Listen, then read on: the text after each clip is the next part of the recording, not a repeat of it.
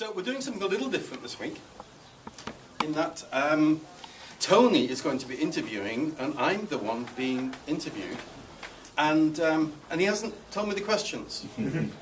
So let's pray. Holy God, we ask that you just be a part of our conversation right now. Holy Spirit, we come and that we ask that your divine presence be with us, that it guide us, that it open our hearts and our minds to you and to your movement here in this space with each of us. Jesus, come be with us, we pray in your holy name. Amen. Amen. Some of you may remember that not so long ago I sat out here with Mike, and this role reversal is to me somewhat surreal, not least because I don't know what I'm talking about. And on top of that, Michael brings out Hildegard of Bingen, who completely preempts everything by the time you've had about 2 days to actually consider deeply what she's saying. The wonderful source, but take that lot in one go is a bit much. Michael produced a set of questions which other people taking part in this have presented them with those questions. I looked at the questions and realised that quite a few of the things in there Michael has revealed to us in different ways in the past. So this is about the Holy Spirit, so I'm going to begin with an easy question. What is it? Okay. Well, I mean, the short answer is I have no idea. The long answer is that in my understanding, and this is just where I am right now, then I see God as a community of persons in one being. So you have the Creator God, who for me is outside of time, is outside of the universe, and then you have the one who is creating, the one who travels with us, which is the Christ, which is in all of creation and through whom all of creation is made. And then you have God's active force, that force which is in everything and a part of everything, that which is life and sustains the whole universe, and through which God sustains all living things. So the Holy Spirit is that which is the body, if you like. The Christ is the mind, which we know of as Jesus, and then God is Creator. That's kind of my, that's kind of my long answer. Yeah. Okay. So you use the term in your answer, three persons. You know, we all know that line, God in three persons, blessed Trinity. So if you use that term person, it implies, doesn't it, sentience? Mm-hmm. It implies purpose. So you have just said that the Holy Spirit is in everything. Mm-hmm. So why then would the Holy Spirit need to be sentient, and why would it need to call upon it if it's already everywhere? And I think the way I understand that is because God is at work in the world in different ways. So on the one hand, God knows everything that's going to happen, because everything that is going to happen has already happened. But on the other hand, the God that travels with us through time, that which we know as Jesus, doesn't know what's going to happen. So, when the disciples talked to Jesus and said, "Tell us about the end," and he said, "I have no idea when that is." You'd have to ask the fathers to know that. So I think that the Holy Spirit is the relationship between Jesus and God, what we say called perhaps as God the parent, and what they do is they choose then how to act, and the Holy Spirit is that which acts. However, the bit that we get caught up in is that God is not sentient in the way that we are sentient. My consciousness is very singular, and is very small compared to God's consciousness, which I think can encompass all consciousness. So that's very different. I have no way of touching that with my intellect. I can experience that. I can feel that emotionally and connect with it, but I can't understand it. There's no way. So it seems to suggest to me, I don't know if I'm putting words into your mouth, it's quite one or two that you've just uttered. I think it's quite difficult to get my head around, like, you know, it's about everything that's already happened. But it seems to me almost as if you're talking about a sort of energy. Kind of, yeah. Yeah. Okay. Now, is that the same sort of energy? Is that the same sort of energy that is called upon in spiritual healing? Yes. It is. Yes. Right. Okay. Well, now I've experienced quite dramatic spiritual healing, both psychological on one instance and physical on another. So I can't deny that that is there, but it's still, we call upon the Holy Spirit, and yet the Holy Spirit is directed. Mm-hmm. So do we need to call upon it? Because surely if we need it, the direction has already been determined by God. Yes. Firstly, backtrack a little bit. One of the things the Apostle Paul talks about is there's only one Spirit. So everything that we think of in terms of the Spirit working in the world is one thing, which is why Paul says there's one Spirit but many gifts. So that's kind of the way that I see that. But also, the miracle is that we are called into relationship with God. So because we're called into relationship, then part of that relationship is asking for what we need. It's determining in our own direction. It's determining in our own lives. We have a freedom of will, and so yes, we do need to ask. But is that not achieved through prayer? Yeah. Not necessarily calling on the Holy Spirit. That I would argue that perhaps they're not. Not always dissimilar. Not that far apart. No. Okay. Yeah. Right. I'm going to go into the personal side of things we've just been saying, but I've got one more thing I want to ask you. I've seen in your ministry, and I've seen elsewhere, this phenomenon of people, so-called, the term is sleeping in the Spirit, where they basically go down like nine pins. Mm-hmm. I just wonder you to explain to me, do you know what happens then, or have you ever experienced it on the receiving end? Yeah, and I have no idea. What does it feel like? What does it feel like? Well, oddly enough, I remember when Reverend Janice Bowker came to do a workshop with me, and I'd never been involved in this at all, never experienced it, and I can remember going forward for healing, and she put her hands on me, and the next thing I knew, I was down on the ground, kind of, looking up at the ceiling, and I thought, this is really silly, I'm just lying here on the floor, pretending to be, slain in the Spirit, and I could just get up at any moment. And suddenly I heard God say, really? Try. and I realized I couldn't move.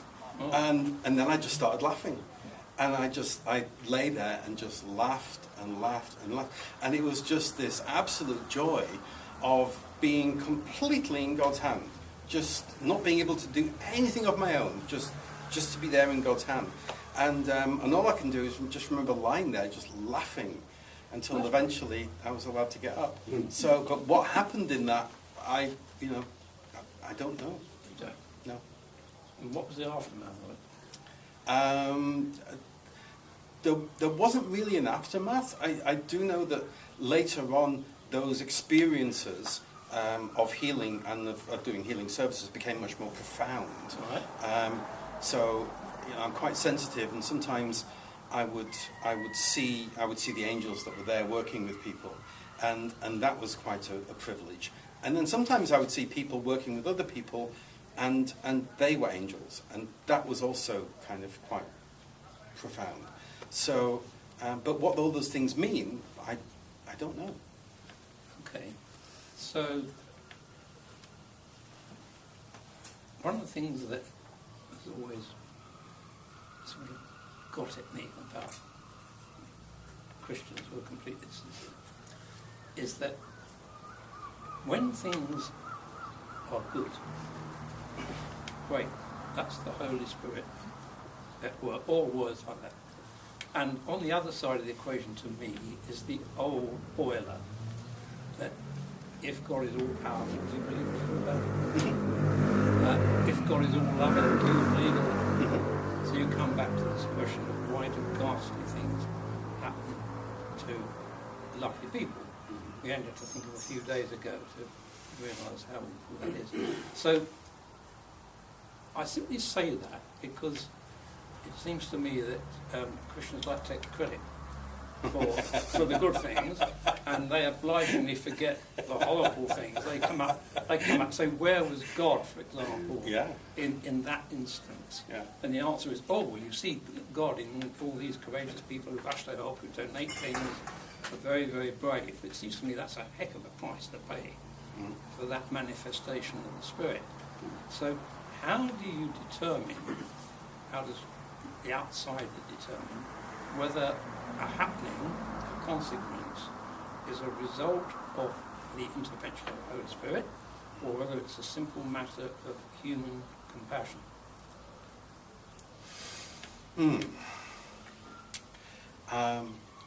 And again, I'm not sure that for the most part I know the difference. When I first became a Christian, and I met Christ through MCC, and I can remember, and I kind of, you know, like many Christians, started off with an outpouring of the Holy Spirit and the gift of the Spirit, and you know, wham, I was off. Yeah. And I can remember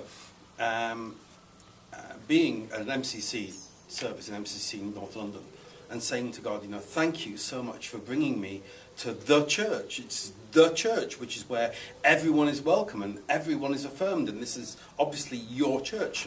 And in those rare moments where God speaks, God says, no, it's a church. It happens to be the one I'd like you to serve in, but it's just a church. And I was like, I don't want to go to a church, I want to go to the church. And then over the next few weeks, I've been in a conversation with someone, I've been meeting with somebody, and out of the blue, God would say, oh, and they're a member of the church. I was at a convent talking to the Mother Superior, and suddenly out of the blue, God said, she's a member of the church. I was chatting to somebody who was a missionary in Poland with his wife, and God said, and he's a member. And then I was chatting to somebody who was a Hindu, and God said, and he's a member. And I'm like, what? What? That doesn't make any sense. So I've come to understand that the church, as in you know, God's people, is vaster than MCC or even, you know, Christianity. Yeah. This is the bit that I'm asked to serve in, and the Christian walk is the one that I understand. The rest of it I don't. But the world is God's, you know. So you're Unitarian. Well, no, because I don't know anything about those. So I can't tell you if you can reach salvation through being a Muslim. But I also don't know enough to tell you that you can't. And it's none of my business. If God is working with somebody in that fashion, then that's God's business and theirs. It's not my place to make any judgment. I can teach you about the Christian walk, because I've walked that and walking that, and I know this. I can't make any judgment on any other walk, because I don't know. I really don't. But we believe there is one God, don't we? Oh, yes. Yeah, for everybody. Yeah. Okay, thanks for all that. Now, I want to come round to the personal bit, because in an unguarded moment, I mean, first of all, you asked me to question you, and secondly, you said, and I said to you, well, what have been your experiences of the Spirit? And you said to me, quite a lot, and some of them I don't talk about. Now, I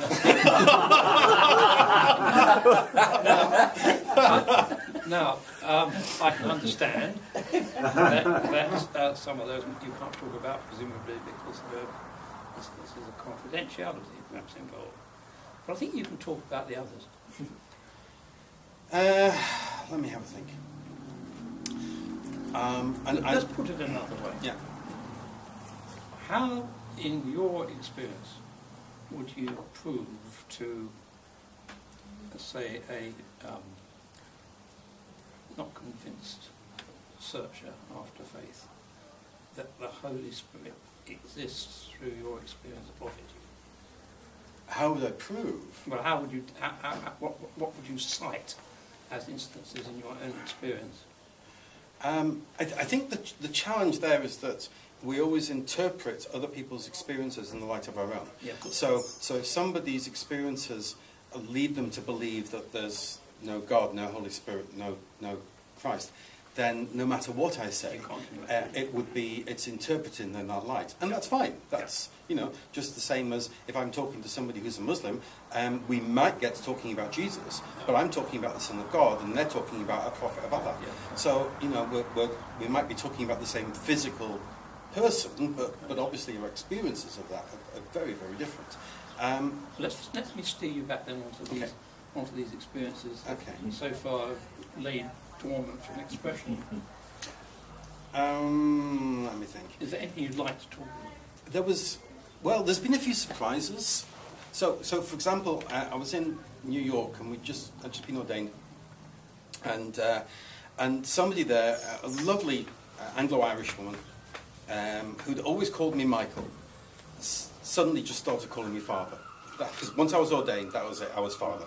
And I remember I was downstairs in the kitchen one day, and she came in and she says, "Father, I've just bought a new rosary. Would you bless it for me, please?" And I'm like, "Sure." I don't know what to do, but I've seen The Exorcist. You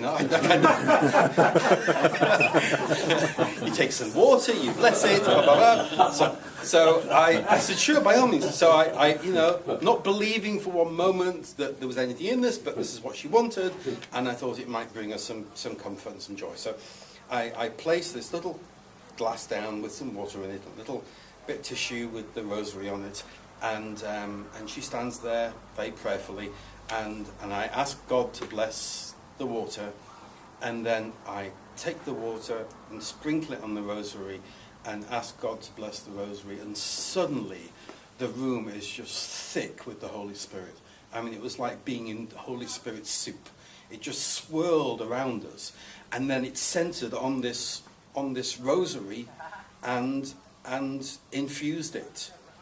And she had this wonderful smile on her face, and all I could think was, what the hell was that? I had no idea, and I was completely freaked out, and I went to see Reverend Pat, who fortunately is very Catholic, and she said, "Oh, well, this is part of the work that you're called to do as a priest." And there's lots of stuff as a minister that they don't teach you. You have to kind of learn as you go along. It swirled around us. Yeah. Visibly?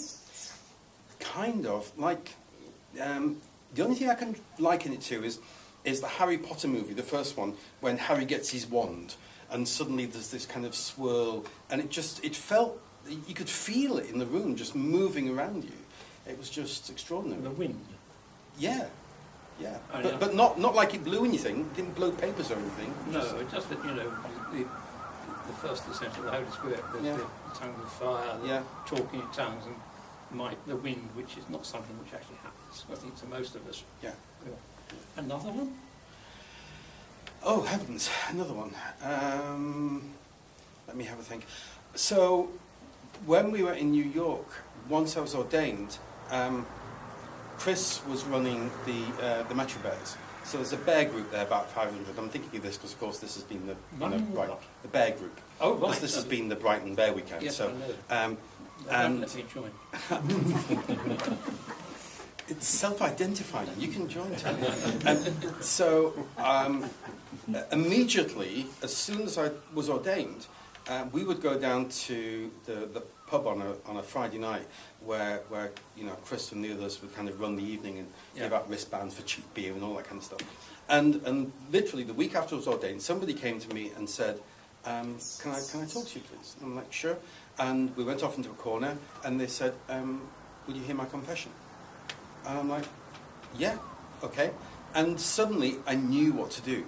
I can't explain it, but I knew what to do.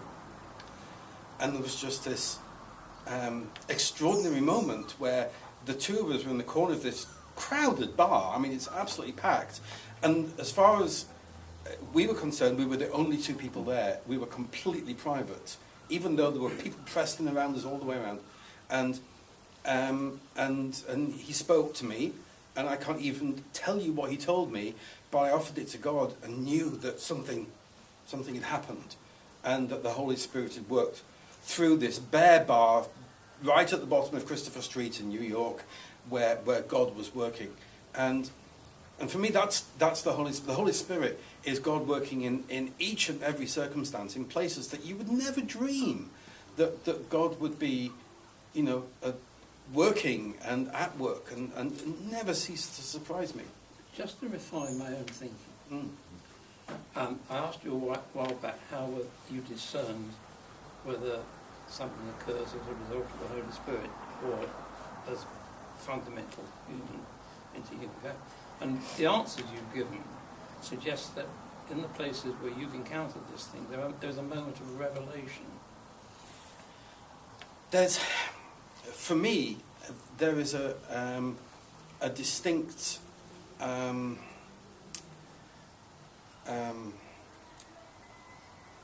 I don't want to say feelings, that's not the right word, but there is there's an encounter, or there's a quality to what's happening that is very other. And occasionally I would get words of prophecy, and oddly enough, my first thought was always, I've eaten something that disagreed with me, because I would get this feeling in my stomach, and then I would start to shake. Which of course is why Quakers are called Quakers, because when the spirit moves they shake. But I didn't know that at the time, and then what would happen is that it would kind of rise until eventually you felt like if you didn't open your mouth and say whatever it was that was in there, you were going to explode. And so there was even when the work of the Holy Spirit is in those cases quite kind of explosive, but also in those cases for me where the work of the Holy Spirit is very diffuse, is very slight, is very subtle. There is still a quality to it that's recognisable. It's a bit like, hearing somebody's voice on the phone. You know who it is. It's or if you're in a room with someone and you know who it is and what it is. It's just it's the only way I can explain it. I think you've done very well to explain it. I don't know how much time we're supposed to have on this, but I think we're good. Are we all right? Yeah. Okay. Well, is there anything else you'd like to? Because I actually, clarified some thinkings inside me. No, the only thing that I would say is that I have the privilege of seeing the Holy Spirit at work in this community in ways that most folk here don't. And the reason for that is because quite often it's working in somebody or through somebody in ways that are quiet or confidential, and so you don't get to see that. So it's they a little. get to see that. They do, I hope, yeah. But they just get to see that little bit. I get to see all of it. Yeah. So it's like having all the bits of a jigsaw puzzle, and you see God taking all these bits and start to move them around, and you're like, so you're starting to do this now. You're starting to move things, and you kind of, I'm able to see this start to come together. Whereas when you're in a congregation, I think the difficulty is that you look around and you think, I'm not sure what God's doing here, if anything. And I do wish sometimes I could just open my head and go, here, have a look. Because then you would see what I see, and you would know what I know. And that's really one of the main privileges and joys of being a pastor, because you get to see God work, Okay, yeah, which is an extraordinary privilege. Yeah, and then difficult for those around you who quite often don't see that, or just see their little piece. Cool. Yeah, little corner. Well, thanks for that. I think you've done very well.